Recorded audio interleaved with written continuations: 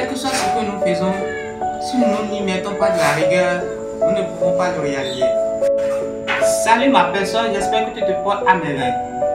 Aujourd'hui, nous sommes là pour partager avec vous les propos très édifiants d'un médecin entrepreneur. Il s'agit du docteur Colin Nobissi qui a beaucoup à nous révéler sur comment nous pouvons nous discipliner pour réaliser nos projets.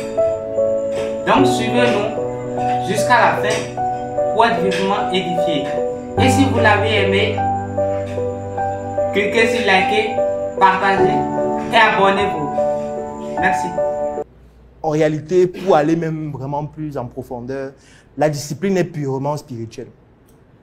Parce qu'en fait, c'est lié à l'immatériel que vous représentez aussi. Et c'est lié à chacun de nous. Ce n'est pas quelque chose de partagé. Donc, il n'y a pas les lois de la discipline. Donc, je ne peux pas venir là dire, pour être discipliné, petit 1, voilà ce qu'il faut faire. Petit 2, non, ça ne s'applique pas à tout le monde. C'est pour ça que je dis 1. Quelles sont les contraintes qui vous poussent à faire ce que vous faites aujourd'hui? Vous n'avez pas les mêmes contraintes. Certains, les contraintes peuvent être les parents. Pour d'autres, les contraintes peuvent être que tu es endetté, il faut rembourser, sinon ça va mal finir. Pour d'autres, les contraintes peuvent être le bailleur, ça peut être une famille dont tu dois t'en occuper. Les contraintes, ça peut être le fait que tu es un fonctionnaire, tu travailles dans un ministère, tu as les comptes à rendre. Les contraintes, ça peut être que tu es un employé dans une entreprise et puis ton salaire dépend de tes performances. C'est ça les contraintes en réalité. Et il y a certains qui ont plus de contraintes que d'autres. Ça veut dire que tu peux avoir des contraintes au travail, des contraintes à la maison, des contraintes émotionnelles. La contrainte, ça peut être que tu sors avec une fille, il faut l'argent. Comme je disais sur Internet l'autre jour, l'amour, c'est un service qui coûte cher. Très cher. C'est un service prestigieux qui n'est pas autorisé à ceux qui n'ont pas qualité de l'avoir. Et puisque l'amour, ça coûte cher. Entretenir l'amour, c'est la magie. Surtout en décembre comme ça. Trop grave. C'est trop grave. Tu es obligé de fuir, de raconter des choses. Mais tu ne vas pas échapper. Tu vas donc prendre l'argent où? C'est une contrainte. Parce que si tu ne respectes pas ça, il y a quelqu'un qui, lui, il attend seulement que toi, tu sois défaillant. Donc lui, chaque jour, il fait un statut là. Tu fais quoi ce soir? Et dès qu'elle lit ça, elle pense à toi que, mais il a même fait quoi hier? Rien. Je suis disponible à quelle heure? Tu vois comment le simple fait de ne pas être discipliné dans ce que tu fais vient de te faire valider ou te faire valider. C'est pour ça que je dis que c'est purement lié à chacun de nous. Donc, il faut faire une évaluation honnête de toutes les contraintes que vous avez. Honnête. C'est pour ça que je dis que c'est individuel. Ce n'est pas qu'on se met en groupe et puis on fait une évaluation en groupe, non. Parce qu'en groupe, il y a des choses que vous ne pourriez pas dire. Je dis souvent que parfois, vous avez des secrets que vous n'osez pas vous chuchoter ça à vous-même. Il y a parfois des réalités sur vous-même que vous n'osez pas chuchoter, même à vous-même. Parce que vous avez peur que je peux chuchoter là, quelqu'un passe la mienne au parleur, il écoute ce que je viens de dire là et c'est grave. Et c'est pour ça que je dis que c'est spirituel, parce que si tu te mens à toi-même, là, tu ne peux rien réussir dans ce que tu fais. Il faut que tu fasses un diagnostic. Comme on dit souvent, il y a des personnes à qui on ne ment pas à son médecin. Si tu mens au médecin, il te prescrit le tombeau sur l'ordonnance. Si tu viens à l'hôpital et te poses une question, est-ce que tu as tes symptômes? Tu dis non. Est-ce que tu as ça? Tu dis non. Je dis ok, ça veut dire que peut-être ce n'est pas ça. Je t'examine, tu simules. Je dis ok, c'est bon.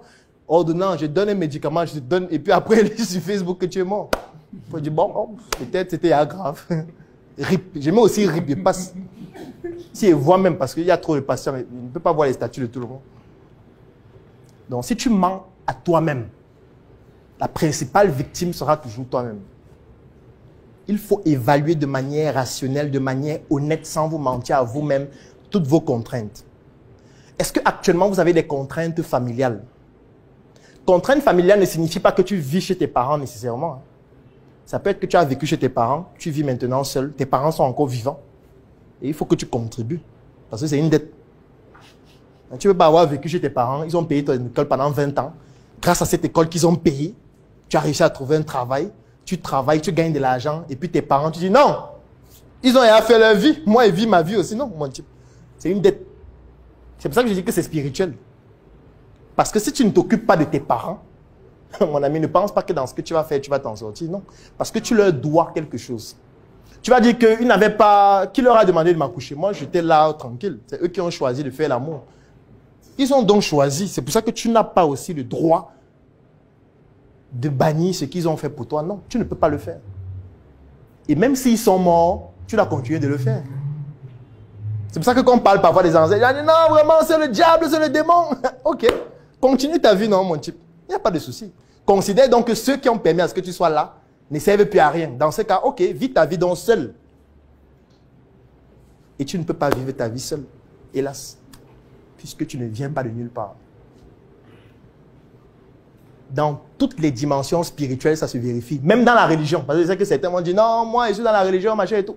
Mais les anges, ce sont les qui? Jésus est venu, les mondes.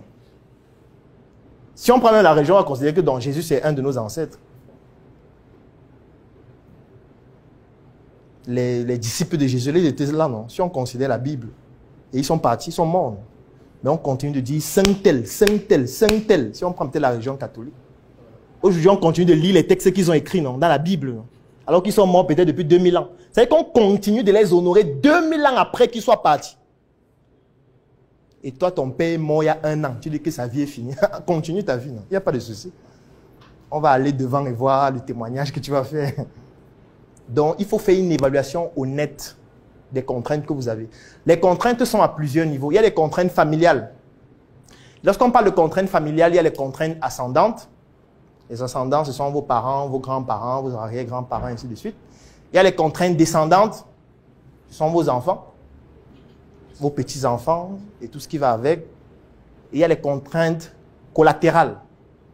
Ce sont vos frères, ce sont vos sœurs, ce sont vos cousins, ce sont vos oncles, vos tantes, et ainsi de suite.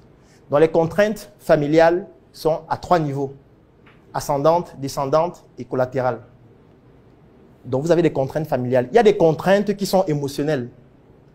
La première contrainte émotionnelle, c'est la contrainte liée à vous-même. Vous devez vous aimer vous-même, non? C'est la moindre des choses. S'aimer soi-même, ça veut dire que je m'entretiens, je prends bien soin de moi, je suis toujours bien habillé au niveau de mes moyens. Je sens bon, c'est la moindre des choses que la société puisse te demander. Sentir bon, c'est la moindre des choses. Parce qu'il ne faut pas que ton manque de prise en charge personnelle devienne un danger pour la société. Il ne faut pas que quand tu te retrouves en public, quand tu parles, ton haleine empêche aux autres d'exprimer leur liberté. C'est-à-dire de vouloir parler aussi ou de réagir. Quand tu parles, quelqu'un dit « Ok, d'accord, gars. La semaine prochaine, il ne fait que venir, que j'ai dit la semaine prochaine. Non, tu me poursuis souvent. » La première contrainte émotionnelle, c'est lié à soi-même. Vous devez vous aimer. Et s'aimer ou aimer quelque chose ou quelqu'un, ça veut dire qu'on en prend soin. Donc prenez soin de vous. Sur le plan physique, sur le plan mental, sur le plan psychologique, sur le plan spirituel, dans tous les aspects. C'est pour ça que je dis qu'on ne peut pas copier ça à quelqu'un. Parce que, pour moi, prendre soin de moi sur le plan spirituel, ce n'est pas la même chose chez toi. Ce n'est pas la même chose chez lui. Ce n'est pas la même chose chez elle. Donc on ne peut pas plagier ça. Parce que si tu plagies ça chez quelqu'un, ça veut dire que tu es en train de te mentir à toi-même. Et si dans cette évaluation, tu te mens à toi-même, ce qui va se passer, c'est que tu vas poser un mauvais diagnostic. Et quand tu poses un mauvais diagnostic, ça veut dire que le traitement sera mauvais. Et tu vas appliquer la discipline dans un mauvais traitement. Et c'est la mort finale. Tu t'imagines si on te prescrit un mauvais traitement et on te dit de prendre ça, un comprimé 4 fois par jour. Et que c'est le mauvais traitement. Et tu es régulier. Ça veut dire que tu as réglé l'horloge. Toutes les 6 heures, ça signe, ça signale. Il faut prendre un comprimé. Tu te lèves, tu bois vite. Le mauvais comprimé. Après 6 heures, tu bois encore. Tu fais comme ça pendant 6 mois. Qu'est-ce qui va se passer? Ce qui va se passer, c'est que tu as respecté la discipline, mais tu vas mourir en fait. Donc, il ne faut pas respecter une discipline d'un traitement qui est mauvais. Pour obtenir un traitement, il faut poser un diagnostic. Pour poser un diagnostic, il faut faire ce que je suis en train de faire, c'est-à-dire évaluer les contraintes que nous avons. J'ai commencé par les contraintes familiales. Ensuite, je suis passé aux contraintes émotionnelles. Dans les contraintes émotionnelles, la première contrainte, c'est liée à vous-même, parce que vous devez vous aimer vous-même. C'est ce qu'on appelle une contrainte intrinsèque sur le plan émotionnel. Ensuite, il y a les contraintes extrinsèques sur le plan émotionnel. Ça veut dire les personnes que j'aime, que je choisis d'aimer. La principale raison pour laquelle tes projets ne fonctionnent pas, c'est parce que tu manques de discipline. La compétence, l'expérience, le talent, le savoir-faire s'arrête là où la discipline commence. Lorsque tu manques de discipline, il est impossible de réaliser quoi que ce soit. Qu'importe les moyens dont tu disposes, qu'importe ton relationnel, qu'importe tes prédispositions et qu'importe toutes les ressources que tu vas mettre en jeu. Je l'ai compris à mes dépens durant ces 10 dernières années de mon expérience entrepreneuriale. 2 entrepreneurs qui vont lancer le même projet, celui qui réussira à se développer sur le long terme sera celui-là qui aura conservé une discipline sportive avec une résilience sans faille.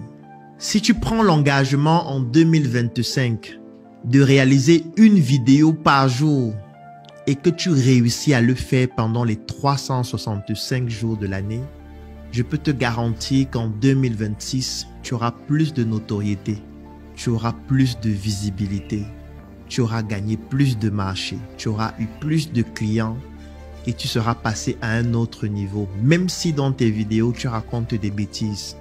Parce que comme je le disais, la compétence, l'intelligence, l'expérience, le savoir-faire s'arrête là où la discipline commence. La discipline est tellement puissante qu'elle est plus importante que le talent. Oui, vous pouvez être talentueux, vous pouvez être un génie, mais si vous n'êtes pas discipliné dans ce que vous faites, il sera impossible pour vous d'atteindre les objectifs que vous vous êtes fixés pour cette année 2025.